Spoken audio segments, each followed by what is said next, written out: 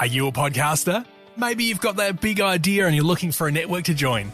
The multi-award-winning Ozcast Network can get your content to eyes and ears all over the world.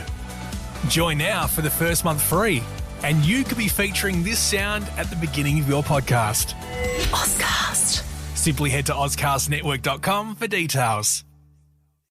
This week at Safeway, shop the 10 for $10 produce sale. With the 10 for $10 produce sale, get items like large avocados, mangoes, green, red, orange, or yellow bell peppers, cucumbers, large lemons, or 16-ounce bags of Signature Farms baby-peeled carrots for the member price of just $1 each. Plus, select meats like Signature Farms 80% lean ground beef and Signature Select extra meaty pork loin back ribs are buy one, get one free this week. Hurry in before these deals are gone. Visit Safeway.com for more deals. Did you know you can advertise on podcasts? Don't act like you're not impressed. Find out more at podvertise.com.au. That's podvertise with an s.com.au.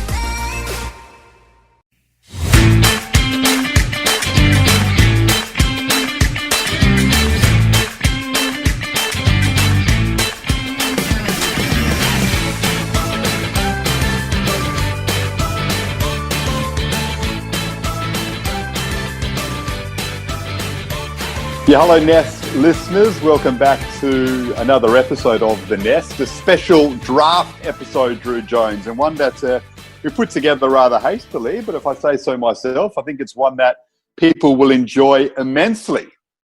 Yeah, we've got plenty to offer. The draft always exciting, Garby, and a very special guest coming up soon as well. Trevor Woodhouse, who we found out, Garby, has been involved at the footy club for 29 years. So he's been at West Coast almost as long as I've been alive, which is unbelievable. But he's got he's pretty much seen it all when it comes to West Coast and certainly the recruiting side of things. So great chat with him coming up. It's a historical draft chat. But before we get into that, I guess we need to go through what's happened over the last couple of days because we've got some new West Coast players to talk about. Yeah, for sure. Just on Woodhouse, I had zero expectations as to what we would get from him. You just never know with those sorts of interviews. I was blown away by the amount of insight he gave us on so many big draft picks and big draft stories for the Eagles. Going back to 1992, we didn't really go any further than that because, the draft was sort of, as we know, unscientific. And we know the Eagles pulled out some awesome picks in that era. But when it got to sort of national draft stage, 92, Drew Banfield, our pick one. We went from that era on, and some of the stories, I think, from Steve, from Trevor, Steve's his brother, but Trevor from, those years and the picks that they were able to make and the big steals and the ones they got through that they were delighted with and some of the conversations they had with certain players. The Chris Judd story is one that comes to mind. Just loved it. I think listeners will enjoy it immensely too. Yeah, absolutely. Looking forward to it. There's a couple of stories. Some big names who didn't end up at West Coast as well, which are worth listening to. So just a rundown for the listeners and get the housekeeping out of the way, Garby. So we didn't have a pick on Wednesday night until, or was it Tuesday night, the draft? Wednesday night. Oh, it might have started on Tuesday and gone till Wednesday night. It was that long. Yeah. What are they doing, Drew? I mean, I've left Fox. You're there now. Have a word, please. That was crazy. Yeah, so I didn't enjoy every single journalist and footy fan kind of getting on social media and complaining about it. But the nuts and bolts of it is that for the first round, the TV execs like to enforce that 5 minutes between picks. So essentially they get pick comes in, they can do a bit of analysis, and then maybe you get to jam an interview in there as well. And then you'll notice that basically as they wrap up their little segment, basically, the little thing, the bell goes off for the next pick. So it's all nicely timed. But once you get out of the first round, then it's purely the clubs who are doing their wheeling and dealing, I guess, and trying to decide on which players. So it's a combination of both. And I guess we've forgotten how long the draft is because it's been split over 2 nights for the last few years. So, yeah, it was taxing. But for me, it was I enjoyed it. It was nice background noise. And it's exciting to see all the kids, realise their dreams. So for the Eagles, that was pick 52. Luke Edwards, who is a familiar name. He's from Glenelg. His dad, Tyson Edwards, an absolute superstar at the Adelaide Crows. And the reaction at work from the draft experts at Fox Footy was that he was a nice get as far as pick 52 goes for West Coast. So he plays mostly as a tough sort of half-back, but time in the midfield as well. And he's been playing against men in the sandful. So that's a big tick for his development already. So he comes in as a prospect. And also I like the fact that now Tyson Edwards is kind of part of the West Coast crew now. We've got him as one of us. And then I think our next pick wasn't scheduled until the 80s, but because of the way the draft worked, at pick 57, we got our next selection, which was Isaiah Winder, who's from Peel Thunder. I've been searching around for some highlights this morning of him, and there's a couple of videos on YouTube worth watching. One of them's a road to the draft where you get to know a bit more about his personality. But midfielder from Peel and has been known to push forward and kick goals. So that was our work, Garby, in the national draft. And then we butted up the next day and we took Zane True, who's from Swan Districts, and he was considered one of the most unlucky players to miss out on being taken in the national draft. So we grabbed him as a rookie. Big-bodied inside midfielder. We need as many mid prospects as possible. And then one of the feel-good stories of the day was Daniel Venables being redrafted as a rookie to the club. So that means, as we know, not going to play much footy anytime soon. But, premiership player, we're showing faith in Daniel to hopefully get himself right and start contributing to the footy club again.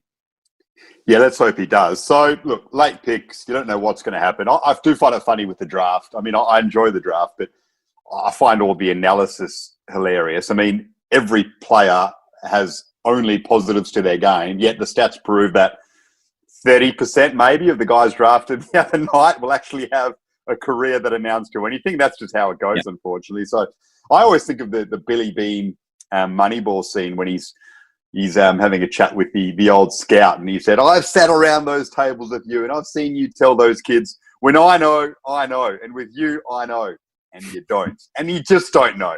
We have no idea what's going to happen with any of them. But Luke Edwards does seem like a good late get based on everything that you're reading, and some of the highlights. He looks clean like his old man. His dad was one of the most underrated footballers of the 90s, I reckon. Just an absolute gun.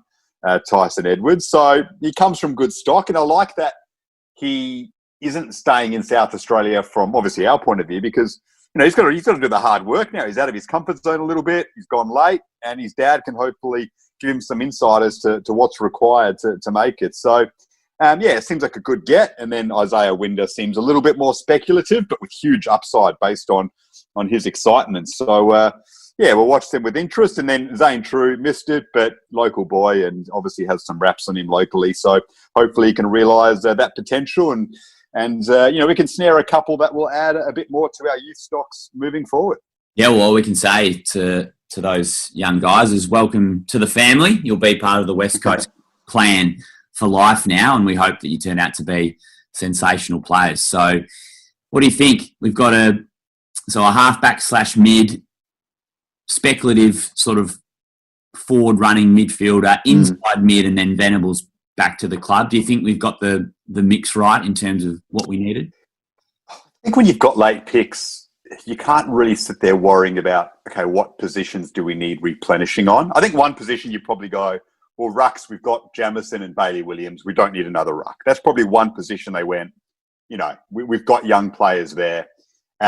If there was a gun tall forward that went through late, even though we've got some young keys coming through, they could have maybe gone for it. But I think when you're late on, you just go, well, who are the best available that are left? And let's just go with them. So that's probably the way they looked at it. Edwards, I bang on about this a lot. Does he have future wingman in him, perhaps? I mean, the way he moves, he's played a bit in midfield, plays off half-back. If that engine is anything like his old man's, look at the bloodlines there. They could be pretty strong. Future wingman, maybe he, in a couple of years, can fill that role. Well, that's the beauty of having our own sort of feeder team, is that we can mould these guys into playing specific positions and learning the West Coast way, which is good. So we get a lot of we have got a lot of questions on social media about Alec Waterman. I guess some suggestions that potentially he could have been a rookie selection. Someone suggested to me that perhaps the Willie Rioli suspension might play a part in whether the Eagles get one more player onto the list.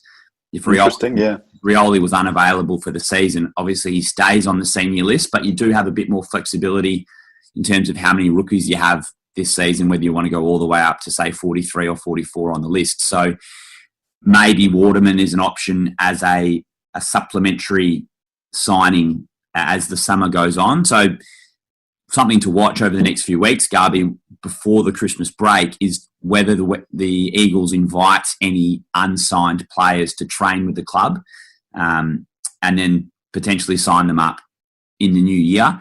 And there is also talk of there being a sort of a free agency pool that you might be able to draft from, in the early stages of the season, or at least a mid-season draft as well. So the door definitely not closed on it, more signings later down the track.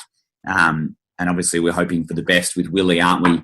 A couple of weeks, but there is a fair bit of flexibility in 2021, which is going to work well for us because we're all in for a flag, that's for sure. Exactly right. And one thing I did take notice of over the last few days, I think it was Zach Langdon in his press conference after training with the club for the first time. He said, you had a chat with the captain, Luke Shuey, and he made it pretty clear to me that we're not going to waste any time. He made it clear to me that, we need to make an impact next season, which, reading between the lines, to me suggested we've wasted a couple of years with a team that could potentially have a serious crack at a flag, and it's time to make sure that we do it this season. And so they seem, you're always focused going into every campaign, but there seems to be a real, from day one of pre-season, sort of mindset in that direction, which I think is exciting. That's what we want to hear, don't we? Yeah, that's the kind of sort of resolute, driven mindset, which is going to heed really good results. So that excites me, hearing that from Langdon, and hopefully that steely resolve is taken by all players. I know Shuey was back day one of pre-season, Witherden and Langdon already into it, the new recruits as well. So that's exciting. But Garby, unless you've got anything else for it, I reckon we plug in Trevor Woodhouse and hear some great stories from years past. Let's do that. So we spoke to Trevor before the draft, and therefore we didn't really speak about the upcoming draft at all. And we just went into stories from years gone by, which we know you will enjoy immensely. So let's hear from the great Trevor Woodhouse, who's done an incredible job with the club for so many years, and his main area of expertise has been recruiting and the drafts. Get ready for some cracker stories. Yeah, Garby, I'm sure Trevor would like to take credit for the premierships that he's been at the club for, because he has been around for 29 years. Can you believe that? A variety of roles, but at the moment a national scout. Trevor Woodhouse, welcome to the Nest. Thanks for joining us. No drama, guys. It's nice to be here. Now, you've been around the game such a long time, and we're looking back historically at West Coast's drafts and list management. Is there, sort of as we get underway, is there a player over that time that sticks in your mind as your biggest success? Oh, well, I don't think anyone should take individual credit for them, because it's, there's a whole group of guys that are involved in the process. I guess probably the most satisfying one was Matty Pritis, who went through several drafts and touted too slow and even touted too slow by us, I guess, in the first instance. But to be picked as a second round rookie player and then have the career he did is testament to him. But that's just one of the great stories, I think, because he's such a great fella and had such a great work ethic and drive to get there that that in the end, winning the Brownlow medal was pretty handy as well. But that's probably one that sticks out. I mean, there's lots of good news stories, but there's also ones that we didn't do so well in. So it sort of swings and roundabouts. You covered it with Pritis to an extent in terms of the best ever picks. What about the steals, Trev? What are some of the early picks, some of the gun plays, especially in recent years as the draft has become more scientific, where we've nailed a player in the first or second round that you just went, wow. I mean, that is one that has slipped to us. Is or two that you can think of that the Eagles fans should be happy with in that regard? Well, probably Luke Shuey. I mean, we rated Luke pretty highly. I don't think we have too much of a scientific basis, maybe because we're old blokes, but we tend to like to watch as much as we can live and then use the other stuff to back up. But I mean, Luke, I forget where he was. He was around about pick 20 or something, 18 or 20. And we had Luke rated very highly in that draft, and we're pretty happy when he slipped through to us.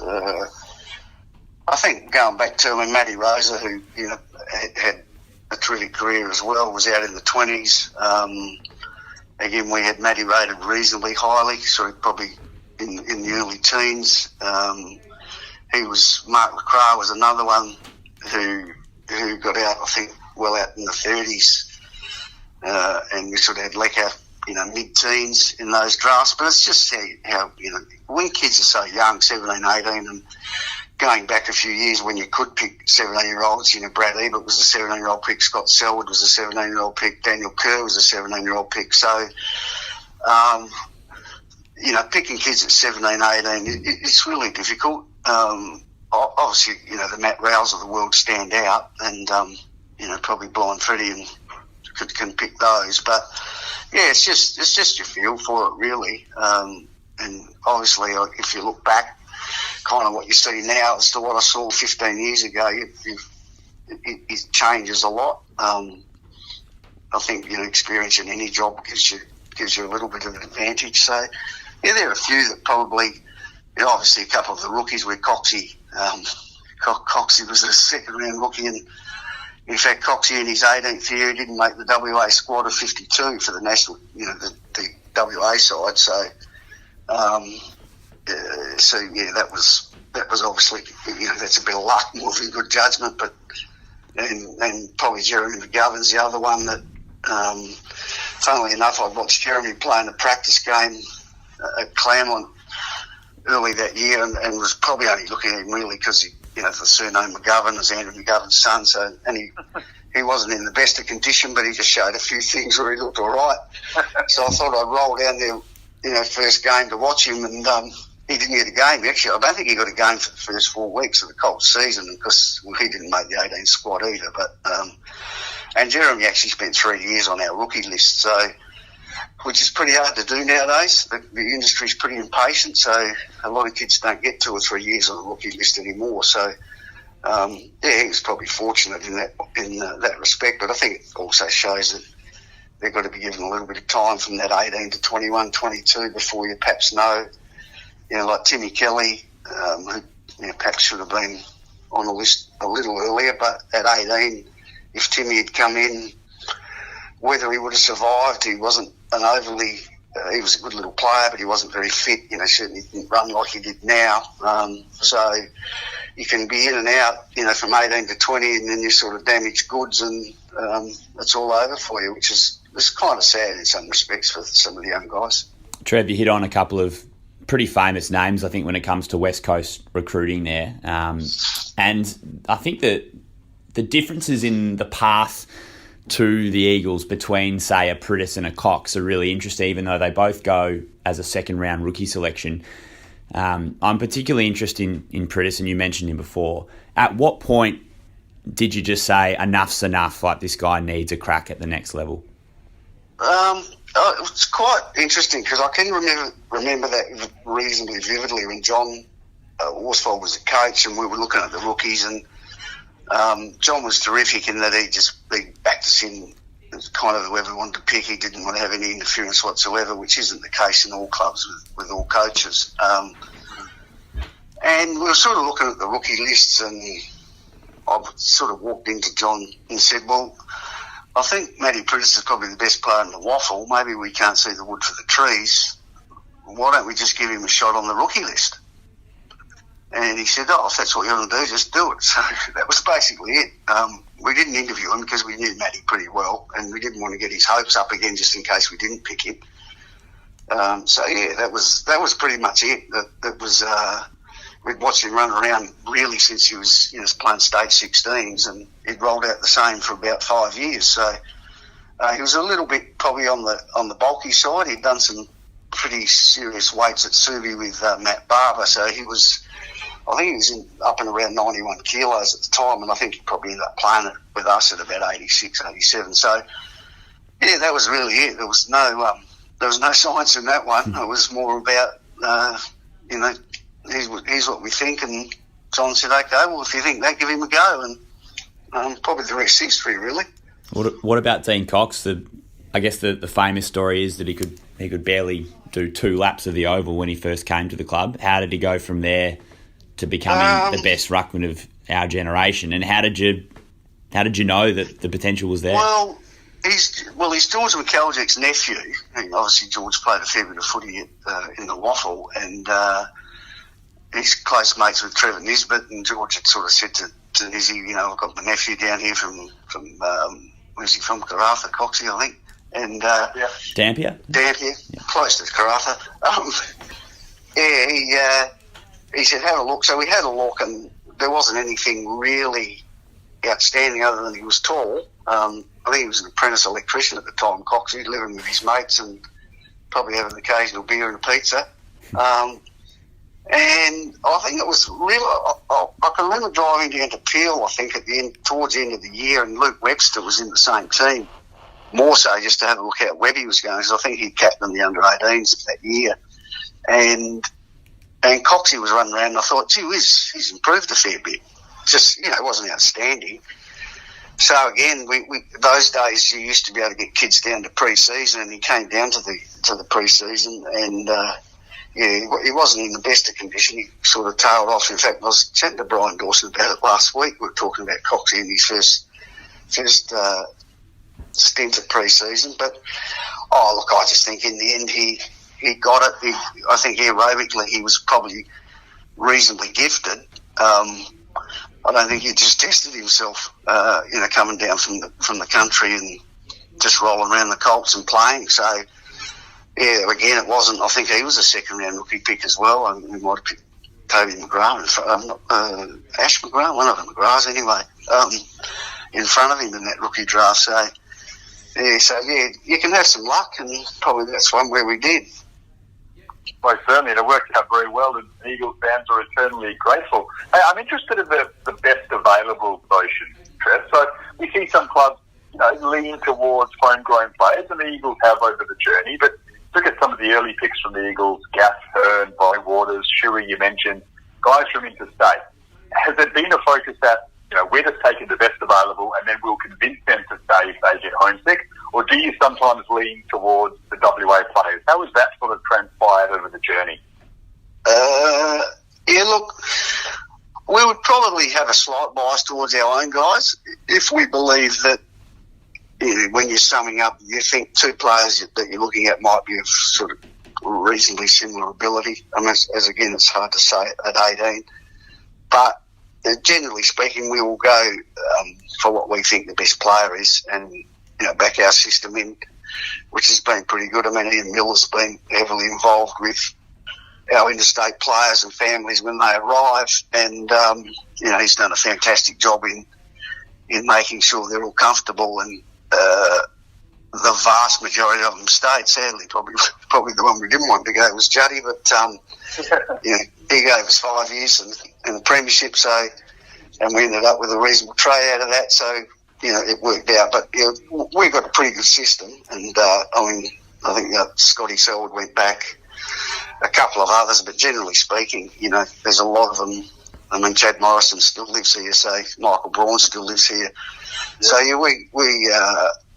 think we just back our system in, and as I say, Ian Miller's been, a huge part of that in terms of the way he deals with them and their parents and makes everyone feel comfortable. We have a terrific host family system. In fact, I think he's probably on his last year, Serge. He's done it now for just coming up for probably 19 or 20 years. So I think he's going to hand the baton over maybe at the end of 2021. So, but the system still remains in place, and it's been a good formula for us. So you mentioned Juddy there, Trev. Can you tell us about the super draft? Was Juddy the guy that you wanted at pick 3, or were you hoping that Ball or Hodge slipped through? Look, you wouldn't have minded Lenny 3. In terms of our rating, we had Juddy number 1, but, you know, all 3 of them were super players, so you probably weren't going to miss out. What was it like meeting him, or I assume that you had a meeting with him pre-draft? Yeah, it was quite funny because we went to his house and his mum and dad were there, terrific people, who I got to know reasonably well over the journey, but his mum she wasn't keen for him to leave, and she believed that he was probably the best player in the draft, and she probably went far off the mark. And with the two Melbourne clubs having the first 2 picks, what was it, Hawthorn St Kilda, then she believed that, you know, he should really be staying home. He should go on one of those 2 picks, but of course he didn't. So it was not tough early, but certainly his mum was disappointed that he was going. But in the end, you know, Juddy was probably the consummate professional, and wherever he was going, he doesn't like to do anything half-baked. So, look, it worked out for us for a while. He was good mates with Daniel Kerr from the AIS, which was handy, and also Daniel's parents and Chris's parents knew each other because they'd been on that AIS trip to Ireland. So, yeah, those little things help a bit. It was... but it certainly was, it was a very good draft, and there's a lot of good players came out of that draft, so it was a good one to have a couple of early picks. That's for sure, and the second early pick was Ashley Stampy, who we all saw the talent. I mean, there's no doubt that he deserved to go where he did in that draft, and what he gave the Eagles some great moments, didn't quite work out over the years. What do you make of Stampy's time at the Eagles and considering the super draft pick? Look, I think Samps is one of the up in amongst the best players I've ever seen as a junior. I mean, he was drafted. He was only 17, so he was drafted as a 17-year-old, and by the time he was 21, he'd played 78 games and probably won us half a dozen in those 78 as well. Sadly it didn't work out. He had some little issues, Samps, and drifted off into the wilderness. I mean, he's still around here. He still does a bit of work, I think, for the Wirra Foundation. See him from time to time. But he's a terrific kid, and you look back and you say, well, we sort of had Jimmy Bartell probably in the mix as well, who went, I think, at about pick 8. So, you know, in hindsight, if we picked Jimmy Bartell, we'd probably look better. But at that time, I mean, Samps was obviously West Australian. He was a super talent. He just had some things that didn't work out for him, sort of outside of footy, and that affected his footy stuff. Yeah, we ended up with 5 premiership players out of that draft, if you count Stephen Armstrong coming to us as well. We picked Stevie as a rookie, I think. Coming back from Melbourne. So the Super Draft had five Brownlow medalists, 5 Norm Smith winners, and 21 premiership players. So it was a strong draft. Can you remember a better crop than that? I can't over my time, but my memory fades too because I'm getting older. You sort of remember some drafts better than others. I mean, that's probably where we haven't had a lot for the past sort of 10 years. We've traded probably more than we have in previous years, and we've had a lot of later picks, which has made it, somewhat difficult. Gaffey, I think, was an early pick going back there to whenever that was, 10 years ago, roughly, 10 years ago. Dom Sheed, Jared Brand was one a couple of years ago. I'm trying to think. We haven't had too many real early picks, so it's. I can't, off the top of my head, think of one that had that quality because I think you still had in the 20s, going back there, blokes like Stevie Johnson, and I think we got Ash Hansen even in the 30s, and blokes like Coughlin and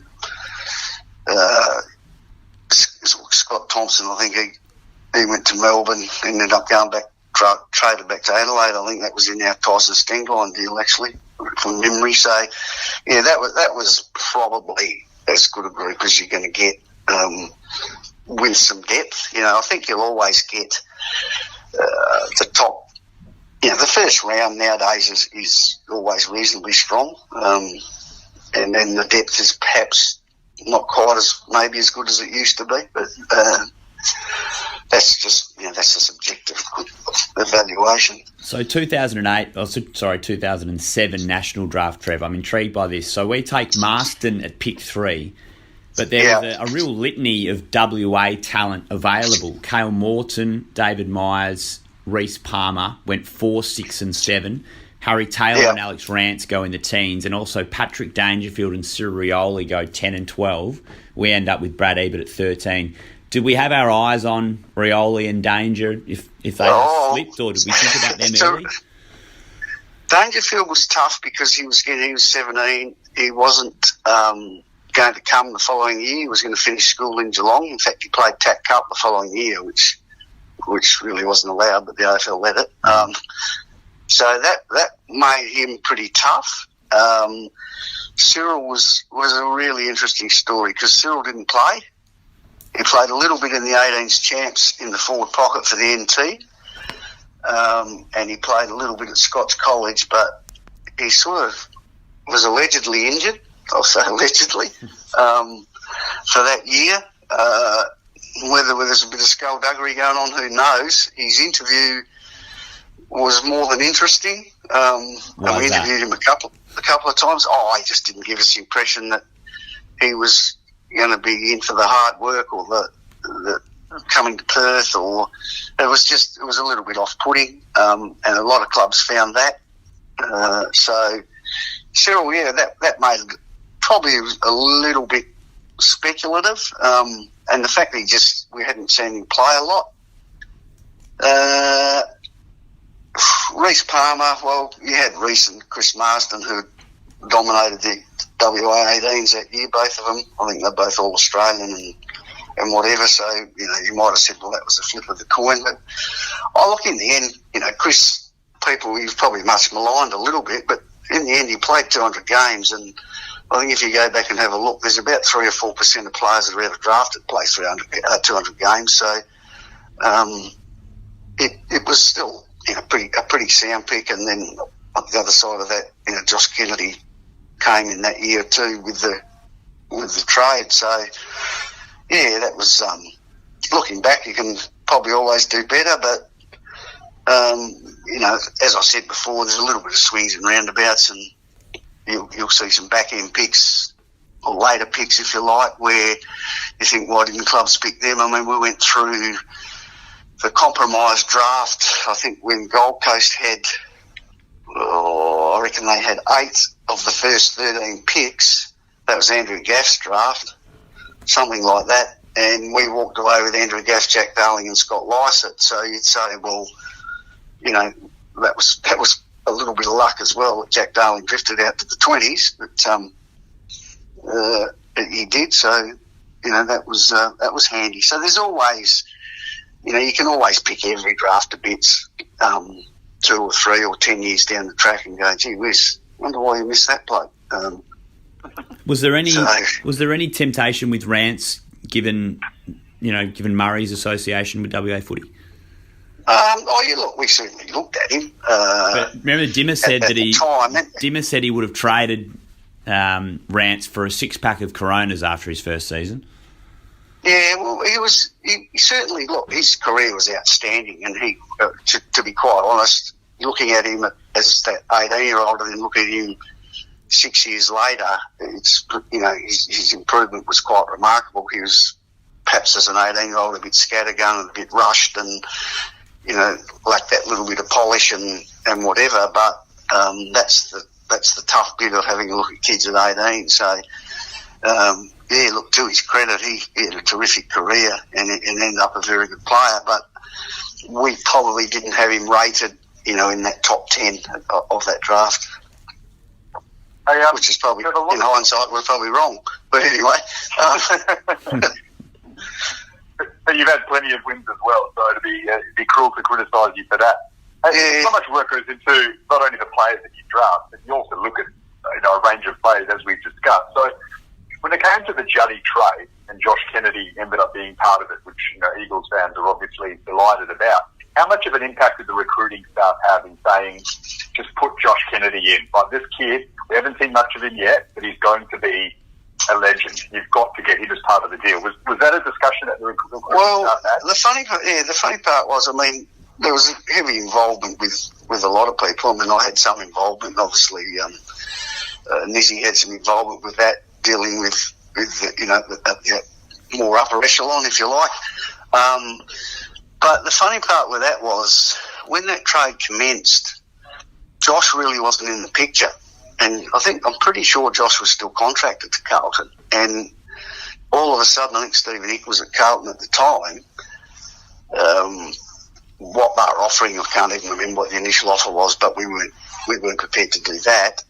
And Richmond was sort of half in the picture with Greg Miller, trying to wrangle something so that we would get their second pick, and a few other things. I think Mitch Morton wanted to go to Richmond, so that was going to be tied up in it. So they were sort of in the picture as well, as much as Carlton kind of, I think, didn't believe they were.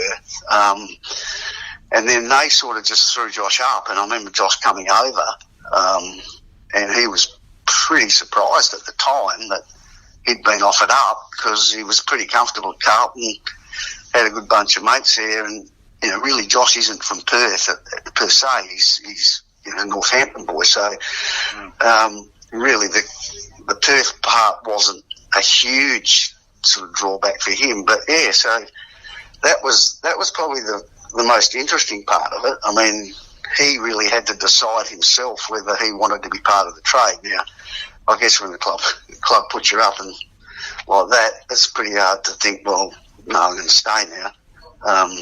But he was only young, so it was a pretty tough time for Josh, I think, going back. But yeah, look, we'd obviously seen Josh play all his junior stuff from 16s through to his Colts stuff, at least from Manly. And I think in that draft we probably had Josh rated in the top half dozen players, so we would still say it's a bit of a no-brainer if we had him rated at that sort of stage a couple of years prior, that he really hadn't done nothing wrong, and the big guys take a little bit to develop. So yeah, it was certainly tempting. Hey Trev, quick one. Yep. On 2013, we had pick 5 and we traded back to pick 11, and we end up with a guy who wins us a grand final. Did we trade pick 5 back because we thought that we wanted Sheed, but he wasn't worth pick 5? Was that what was the well, I'll tell you, it was a little bit of genius by Ron O'Brien, to tell you the truth. Well, you sort of, I guess you try and read the drafts a little bit, and look, I can't remember all the players we had rated in there, but we had Dom rated pretty highly, probably rated a little bit higher than others. And then we got the feeling that he was going to get out just a little bit further than what we had him rated. So it's a little bit of a gamble at the time, where had we gone in at pick 5, we probably still would have picked Dom. And so we did that trade and took a little bit of a gamble, and I can't remember the whole mechanics of it now. But it was more about, it was Rowan's probably astute understanding of the draft and the system that looked and thought, well, we're going to sort of take this bit of a punt here, and as it sort of panned out, it looks pretty good on paper now. Yeah, we nailed it. Hey, 2 players, Trev, that unfortunately have gone through really tough times of late, that have been seemingly really good picks. Daniel Venables goes at pick 13, premiership player, and has rarely been cited, if at all, since, because of concussion issues, and now hasn't been offered a new contract. And of course, Willie Rioli, who you take a gamble on and it pays off enormously with pick 52. How tough has it been for the club as a whole, for someone like you who was so involved in those decisions, to see, unfortunately, what's happened to 2 guys who offered so much promise? Well, yeah, it's disappointing for me, but I reckon if you spoke to the coach, he'd be a bit more disappointed. He'd love to have both of those guys running around. I mean, you see what Willie and Liam Ryan's gone to another level, so you can sort of think of sticking Willie in with Liam again and then throwing him down with his pace. Yeah, look, it's really disappointing. I mean, Willie's a great story. Willie played Colts for South Fremantle. I don't know if many people know that. He played Colts for South Fremantle when he was 18 down here, and Willie was 96 kilos, and he actually played in the state championships in Northern Territory, I think out at Lathlone Park against WA. They just plonked him in the goal square and he kicked 5. And funnily enough, one of our part-time scouts sort of touted the possibility of picking Willie as a rookie, and we sort of thought, maybe not that size and 96 kegs. So, but yeah, look, he went back to the Territory and then went down to Adelaide and played and obviously played some pretty good footy. But and hopefully we might see Willie again, whether it's next year or the year after. But he's still of age where he can give us some pretty good years and some pretty good highlights, I think. And Dan, yeah, look, that's in the lap of the gods, that one. You've got to be very, very, obviously go very cautiously now with the concussion stuff, and whether I don't think he'll play any footy next year, but he's in good hands, and hopefully he can get back and play. But his health's going to be the number one thing with that sort of stuff. You can't mess with that. And hopefully, if he does get back, he'll be playing for us, ideally, if all things work out well. Yeah, I'm pretty sure that he can. I'm pretty sure that he can just be put back on our list. I don't think he's going to have to go through a draft. I'm led to believe that. I think he can sort of, because of the circumstance. That's probably what can occur. So, Trev, just looking at 2017, I'm fascinated by this draft because we've done really well out of it. So we went in with picks 13, 21 and 26. Now, Tim Kelly was widely tipped to end up at a Western Australian club. He ends up getting drafted by Geelong at pick 24. Did we plan to take him at some stage with, maybe with 26? Do we expect him to slide a bit more?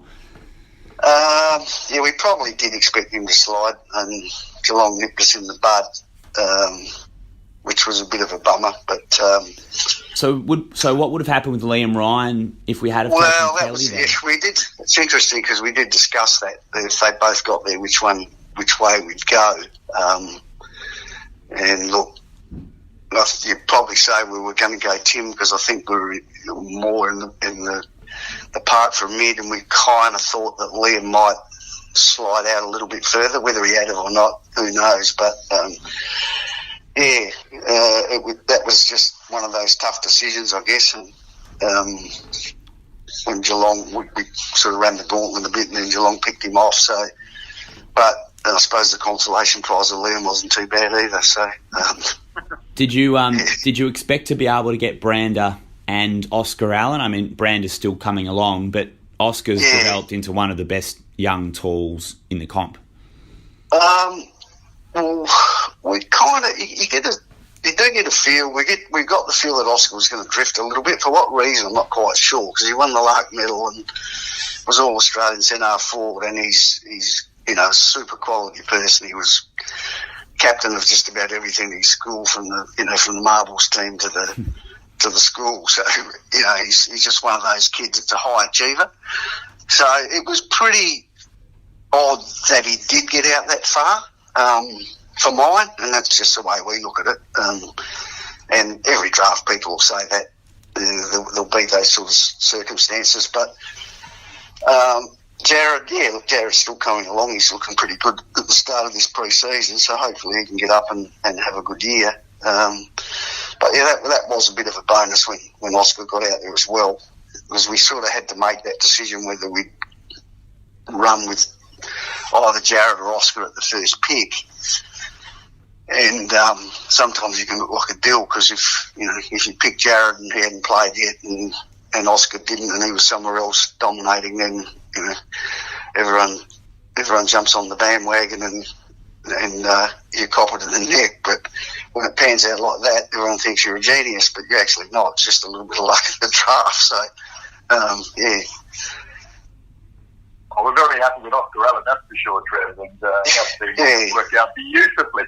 Hey, obviously the Eagles fans are a little bit concerned about the list regeneration that will have to happen in the next couple of years, that the coach is on the record as saying it will need to occur, that some guys are going to get towards the end and we're going to have some young players coming through in some important positions. I find the 2018 draft really interesting in that regard. Xavier O'Neill, Bailey Williams, Jared Cameron, and then Luke Foley, who debuted at the end of last season. All have showed something, an exciting time. From what you know about these players from the inner sanctum and then being drafted, how much enthusiasm should there be about the future with those names in mind? Look, well, obviously everyone's confident with the players they pick because that's why you pick them. I mean, Bailey, as a big kid, he's got, he hasn't got dissimilar athletic traits to Natanui. I'm not saying he's the same player, but he's, his vertical leap, and he's from a bit of a more of a basketball background. Still very much learning. Played a lot of his footy at Dandenong, more so key forward. Bailey came to us as an 18-year-old, never stepped foot in the weights room at 199 centimetres and was 96 kg. So it's a good leg up to start with. So look, I think he's got a big future. Xavier had some injury problems in his first year, not dissimilar to what Luke Shuey had actually, going way back. He's had some groin and hip issues, and I don't know whether it's to do with the increased workloads or whatever. But so he really, struggled a bit in his first year, and then he cops this year of the COVID year, which is pretty tough to sort of get your development. But he showed some good snippets. He was I really liked him as a tap cup player, and he's a terrific kid. So hopefully in the next year or two, he'll start to blossom a little. Who are the others? I'm just trying to think. Jared Cameron. Jared Cameron's the other one. Jared had some groin issues this year too, and look, Jared's got a wealth of talent. He just needs to get probably a whole lot fitter, and he knows that, and he's working very hard now. And hopefully, he doesn't have the issues with the groins that he's had, because it is debilitating. There's not a lot you can do. The other young bloke that's come off our rookie list is Harry Edwards.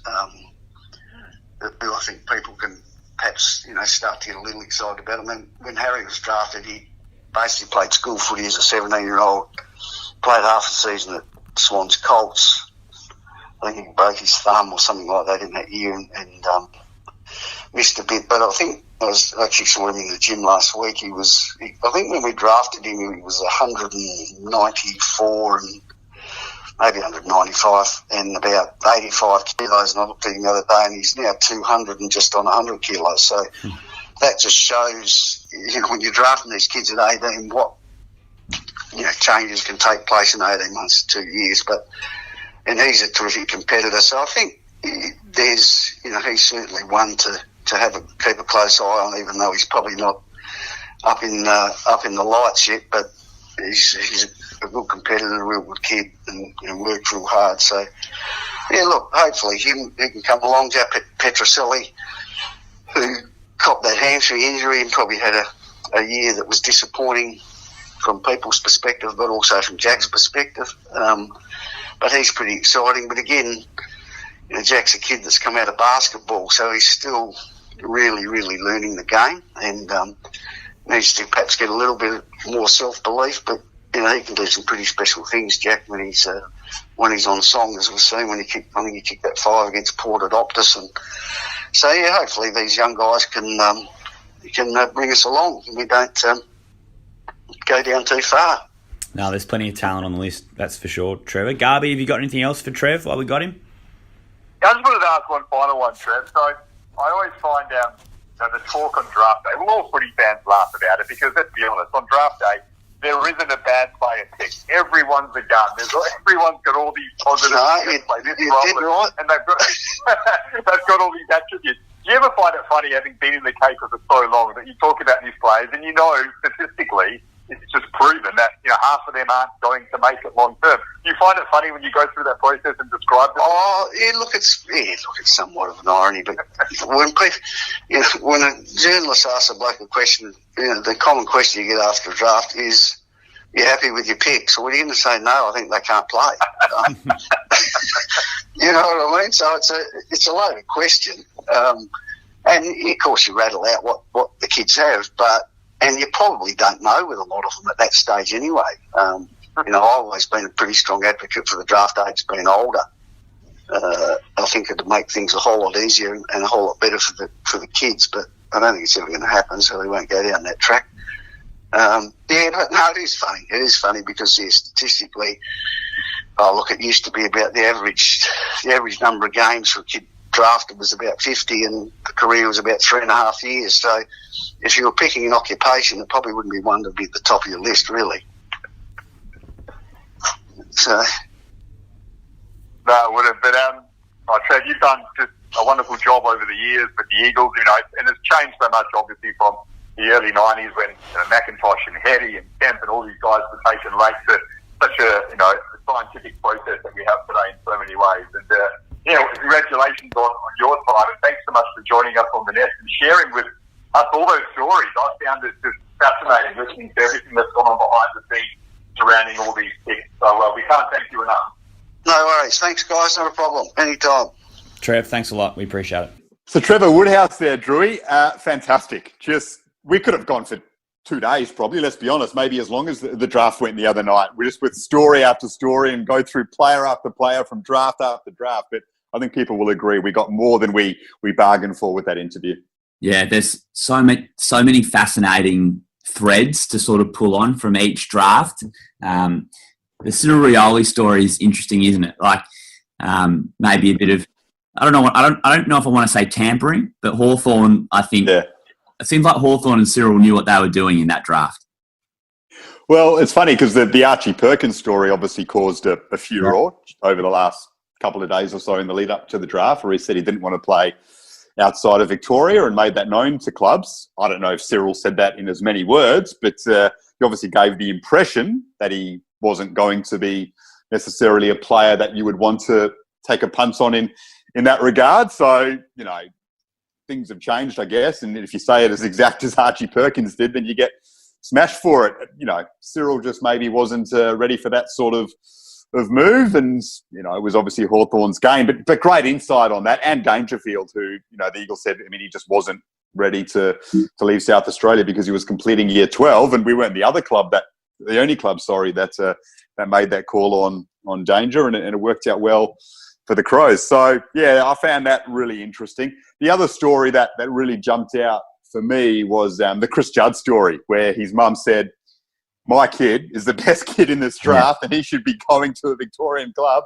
They have the first 2 picks and, that's the way we view it. And the Eagles said, well, that's all well and good, but we reckon he might slip to us and we'll be taking him. So that story I found really interesting.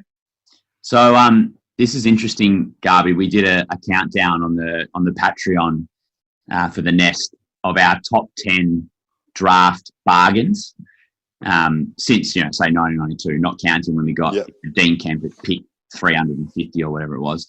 So I had Chris Judd probably about 4 or 5 spots on my list higher than yours. And so when we did the final countdown, it sort of averaged out. It sort of fell about 7th or 8th in the list. So the reason that I've got him so high is that I think the difference between us taking Luke Ball at 3 and Chris Judd at 3, I think it's quite a big difference. Chris Judd in his time at West Coast, that might be the best 6 years of footy anyone's put together anywhere in the modern era. And do we win a flag without Judd? I know our team was amazing, but he ends up taking over the captaincy, wins a Brownlow, rarely puts in a poor performance over that time. Do we win a flag without Judd? No, we don't. I've often said this, as brilliant as the midfield is, remember how close the grand finals were.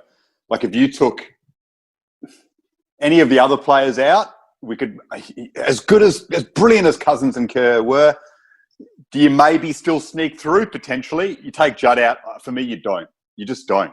So, yeah, I mean, the difference is enormous. And I do find it funny. I don't want to sound too harsh on this, but when people say, you know, Hodge, Ball or Judd, you'd have been happy with all three. No, you wouldn't. Like, I'm sorry. Yeah. Luke Ball had a really good career, but he was a B to B plus grade midfielder, maybe had a few years as an A grader.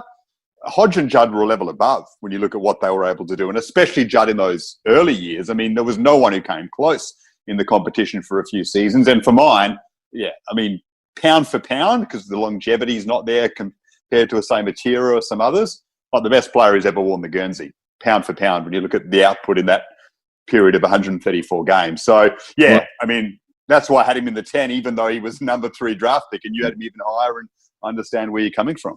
So if Judd had have stayed at West Coast, he would be the club's best ever player, and I think it would be by a distance. Yeah. I've still got him as my number one. Even though he didn't play as much footy as the others. I reckon St Kilda win 2 or 3 flags if they take Judd. So it's and you know they were close. They were a bounce away from Stephen Milne from winning the grand final, but they win 2 or 3 with Judd, and that's the fine margins we're dealing with. So yeah, fascinating conversation about people ending up with Judd. Interesting as well that Trevor said they were considering Bartel at 6. Yeah, and they took Sampy. I mean, Bartel add him to that midfield. That that looks pretty freakish, and a 300 gamer. But you can understand that as well. So you've got Cousins already. Kerr's come through and shown after 1 year he's going to be a superstar. You're taking Judd. You've still got Embley, Braun in the mix. You can understand why they went the small forward instead of Bartel, even though it didn't work out as the way it should have. He could have been anything, and in the end, he's unlucky not to be a premiership player after everything that happened. So, yeah, we and probably if anything, doing that list and looking through some of the guys that didn't even make it, like Luke Shuey, Quinton Lynch, a few others. I had Shuey in mine, I think. Yeah, my top 10. I think you squeezed him out. Yeah, Chad Fletcher squeezed him out because Fletcher was high on your list. But, I looked at Fletcher's career and I was like, gee, he was maligned at times for his disposal, but for where he came from, two disposals on debut against Richmond, he ends up being a pretty consistent player and gets himself a flag. Played pretty well in the 05 grand final. I think he did a run with role. So, yeah. Anyway, check out the list on the Patreon and see what you think. $3 a month, Garby. It's just a coffee and coffee in Perth. That's not a coffee, mate. Coffee in Perth's like $4.50, I think. So, yeah. But Dean Cox and Priddis, was that a tough call for you between the best bargain pick of all time, or is it clearly Cox? No, the first 3 were easy for me. So I went Cox, McGovern, then Priddis. So that was just easy call for the first 3, and then had Embley at 4, so that was also one that we don't want to give away the whole list because people should read through it. But Embley was one that stands out at pick 57. Daniel Kerr's another one. I mean, pick 18. Like, how did he slip through to 18? A player that good. That was one that really came to us and had a big impact, obviously. And I reckon some other clubs just made big mistakes in that sense. And as Trevor said, Luke Shuey. I mean, I remember watching Luke Shuey's highlights with a mate after he got drafted. And highlights are obviously misleading. I remember watching and going, wow, this kid has something really special. You could tell the way that he moves. He's got, just awesome agility around the packs. And, we heard from Trevor in that interview say that they rated Shuey way higher than everyone else, clearly. Yeah, Shuey's a really interesting story. I'd love to sit down with him and have a really good chat about his life when he first moved over to Perth, because he ended up with osteitis pubis and didn't play footy for ages, and his sister died in a car accident. His sister was Zaharakis' girlfriend, so they've just been drafted, both from Eltham in Leafy, Victoria, and they went through a hell of a lot early. I mean, and then the contrast between their starts, Shuey injured and going through a hell of a lot. And Zaharakis plays on Anzac Day and kicks one of the most famous goals of the modern era. But to end up as a club captain, Norm Smith medalist, and one of our best big game players is a great effort, and he ended up being an absolute steal at pick 18. You got anything else for me, Garby? Tommy Barrass was another one that I reckon doesn't get enough credit as a steal. Would you agree with that? I think he's in the 40s, Tommy Barrass. Yeah, I think 43. I mean, I watched Barrass play under 18s.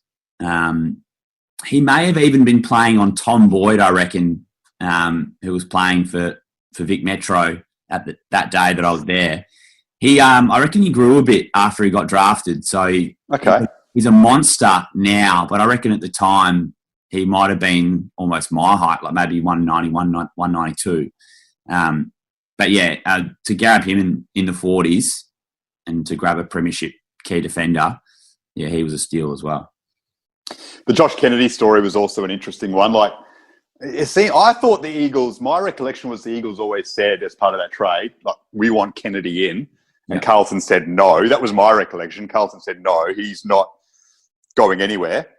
And eventually, as the time went on, they reneged and said, all right, to get this over the line, we have to make sure we get it done. And they put Kennedy in. But that's actually not how it went. It seems as if Carlton made a couple of ambitious offers. The Eagles went, well, no, that's not going to happen.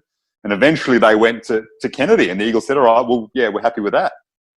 So was the understanding that they offered pick 3 and pick 20 or whatever it was, is that the starting point? Maybe that was, yeah. And then the Eagles said, no, that's not going to do it, and they threw in Josh. Imagine trading Chris Judd these days. You'd get like 3 first-round picks, a few future second-rounders. Like, it'd be insane how much you'd get for him these days. Well, we effectively got 3 first-round picks because we got pick 3, pick 20, which is basically a first-rounder now, and Kennedy, which was the equivalent of a first-rounder as well. He hadn't played much, and he was a pick 5, I think. So that's pretty much what we got, isn't it? Yeah, I guess that's true. Did Josh Kennedy's grandma write a letter to the club? Am I making Carlton or the Eagles? To the Eagles, because we were going through a fair bit off the field. I think there could have even been a bit of a stigma attached to coming to West Coast at that stage. But well, I remember Trent Cotchin in that draft. I remember the story there was his family said they didn't want him to go to the Eagles, and they said, because we had pick 3, Cotchin went pick 2 in the end, but we're obviously in the mix for him. And there was a big story that came out, and his dad said, I'm not comfortable with my son going to that club. So, yeah, there certainly was that stigma. Mm. Yeah. Anyway. Fascinating. We've moved past that, thankfully. So, yeah, that was a great chat. Hopefully you all enjoyed it, and share your feedback with us on Twitter and Facebook, and let us know what you thought and the stories that really jumped out to you, Nest fans. Yeah, we appreciate it, guys. Keep tuning in. Rate, review, and tell your friends. Jump on the Patreon as well. Give us some feedback on socials. Thanks, Garby. I appreciate your help for the draft stuff as well. Thanks, Drewy. Good stuff, mate.